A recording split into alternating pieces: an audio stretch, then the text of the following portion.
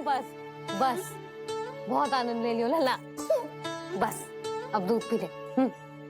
ठहर ठहर, गर्म है। जी ले। ले भी।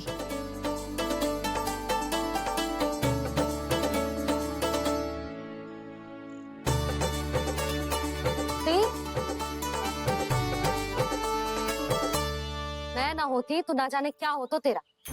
अपने आप दूध भी ना पी सकते है, भावना कहीं का।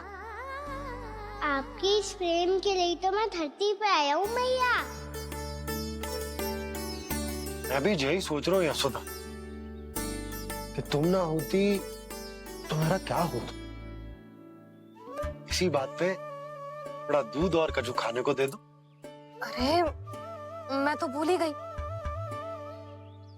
तनिक ठहर जाओ जी, दूध पी लेना तो आपके लिए भी कछु ले आती।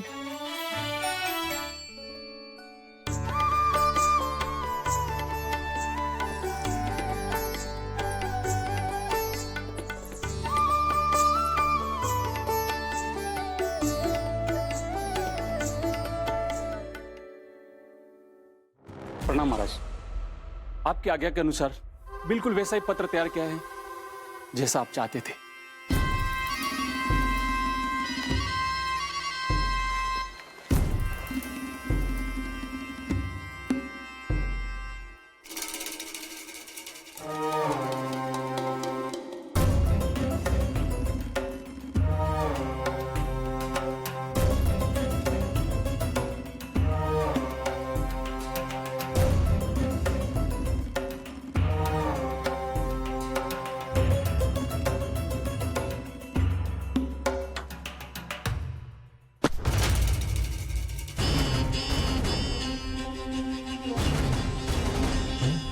कृष्ण जन्म से लेकर आज तक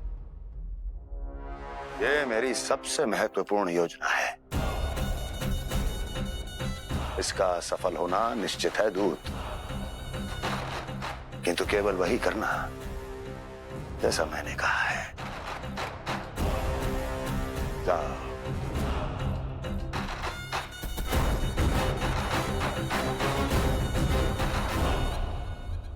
कान्हा,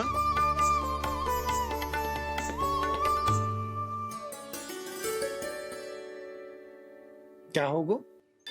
बाबा मैं चाहता हूँ कि मैया की ममता क्रिस्टल फ्रेम की वर्षा मुझ पे सरते ऐसे होते रहे। वो तो होती रहेगी लल्ला। अपने लल्ला के लिए किसी मैया का प्रेम कभी कम हो सकता है भला? नंदराज, वो मथुरा से एक दूत आयो है महाराज कंस का राजपत्र लेके।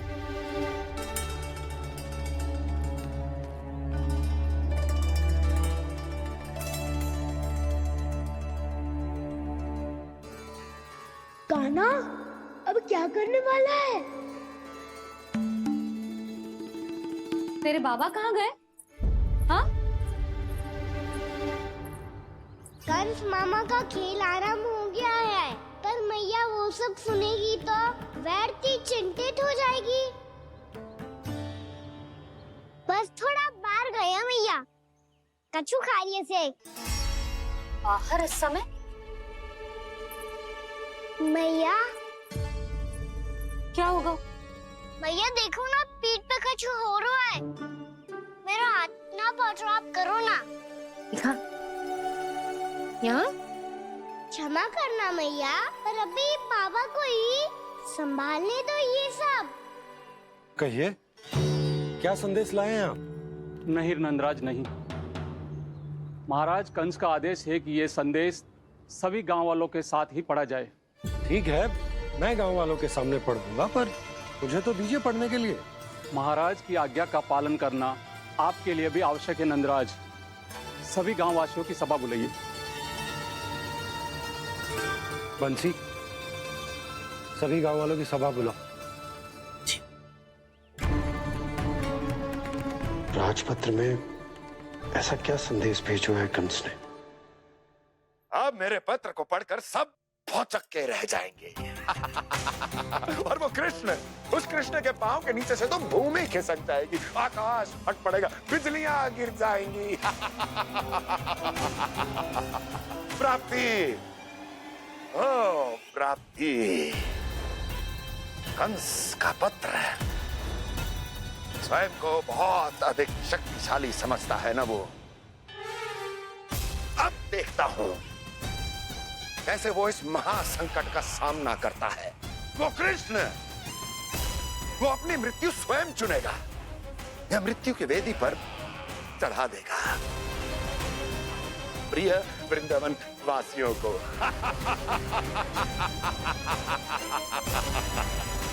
अब आएगा आनंद प्राप्ति, अब आएगा आनंद।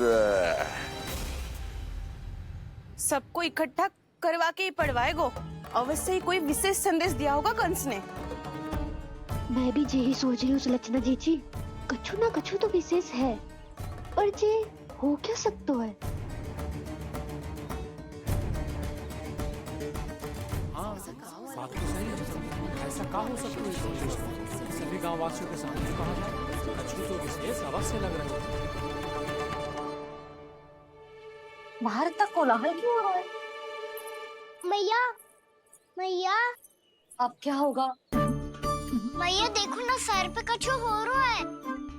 लल्ला, नारायण ने तुझे हाथ दिए हैं ना? पीठ की बात अन्य थी। अपने सिर की सेवा स्वयं कर। सर पे तो हाथ पहुंच रहा है ना?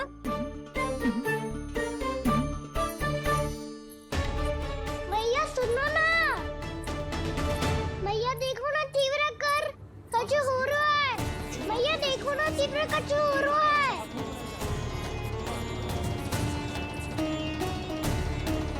सब लोग आ चुके हैं, अपना संदेश सुनाइए आप।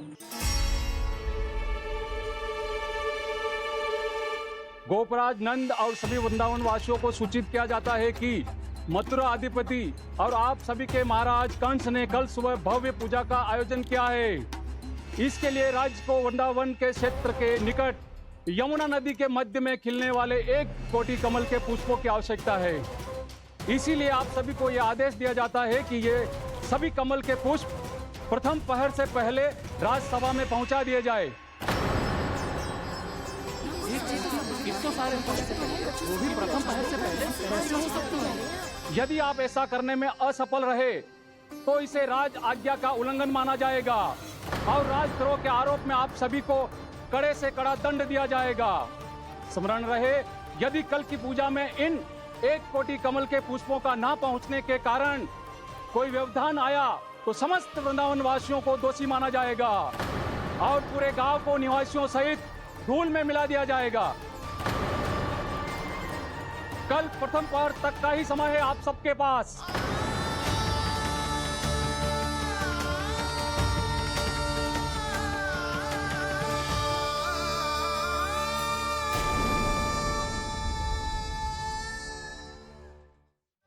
एक कोटि कमल पुष्प, वो भी कल प्रथम प्रहर में?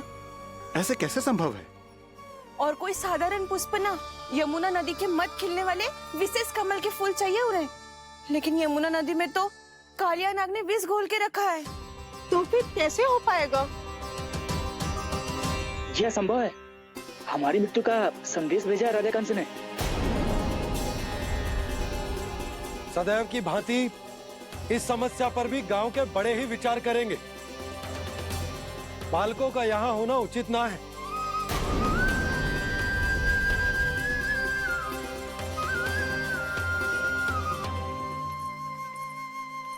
लल्ला, ले जे गेंद ले, जा अपने सखाओं के साथ खेल। सुबह उज्जवल, मधुमंगल वसंता, देखो मैया ने क्या दिया है। चलो खेलें, बहुत आनंद आएगा आज।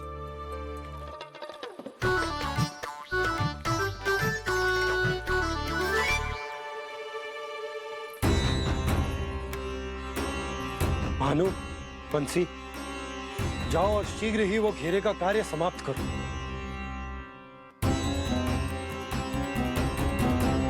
पर कछु ना कछु तो करना पड़ेगा ना।